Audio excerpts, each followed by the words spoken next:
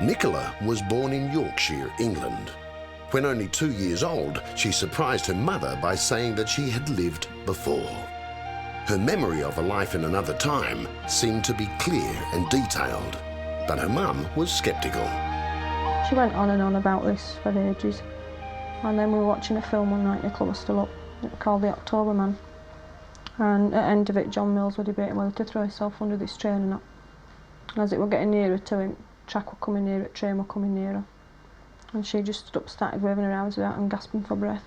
And I said to him, she's taking a fit, you know, what's up with her? Should it be telly? So we turned it off, and in 5 or 10 minutes she were alright, because she knew that if he threw himself under that train, what was going to happen.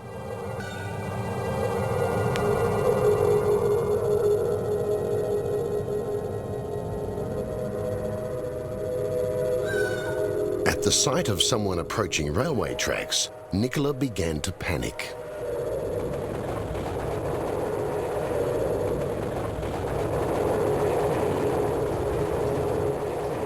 Kathleen asked her daughter if she could remember both where she lived and the name of her previous family. Though Nicola couldn't remember her own previous Christian name, she remembered that her father's name was Thomas Benson, and that she had a mother and 2 sisters. Nicola believed that she had been a boy who lived near the town of Haworth. As at the time she was only 2 years old and obviously couldn't read any road signs, her mother decided to test Nicola's recall. What happened was we sort of tried to trick her, you know, just to see whether she was telling the truth or not. And we went, there's a main road where that you can go, well everybody knows that way, she's been that way before. But then there's like a country lane, and we went that way, and there's just like a junction, and there's 2 ways to go, one to Stanbury, one to Haworth. Well, she couldn't read at that time because she was only 2, but she knew which way to go. And she took us right into Haworth and told us where she lived. So I think that more or less convinced us as well, because she knew.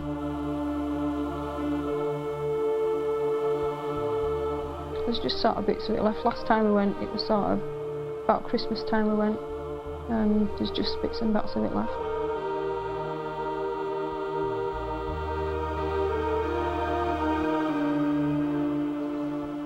Finally, Nicola's continuing talk about her past life prompted her mother to check the birth records. So she visited the church in Haworth, where the records were kept. One Sunday I went to see the vicar. I said, could I look through his church records? And he said no, because he didn't sort of believe in this sort of thing. I said, well, it's your opinion, I'd like to look, you know, I know you can't stop me from looking at books. I said, could we make an appointment and come and look? I said, if you want, you know, you can stay with us while we go through them. He said, oh no, you can come and look on Friday. So we went up, and it took us about 2 hours, and he said, I don't think you'll find a family of Benson, because there weren't many Bensons live round here, it's not a popular name in Haworth. I said, well, I'll have a look, if I don't find out, all well and good. And we looked through and we got to the last book, and there were a family of Bensons. Thomas Benson, and he was a railway plate layer. The church records clearly show that a male child was born in that parish to parents of the name Nicola remembered.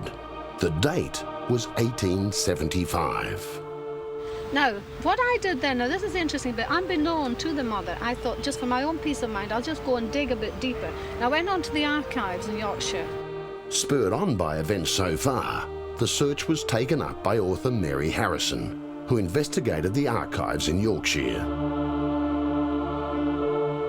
And I was able to find out that the census that took place 6 years after the birth of that child showed the family with the proper address, the Benson family, and it gave the mother and the father and the 2 little sisters, but there was no trace at all of the little boy, which shows that the boy must have been killed before his 6th birthday, which ties in with the thing about the train came, knocked him over.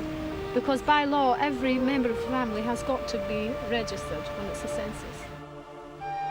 She found that the Benson family did include a boy and 2 girls as Nicola recalled, but also found that they had lived in the exact house that Nicola had taken them to.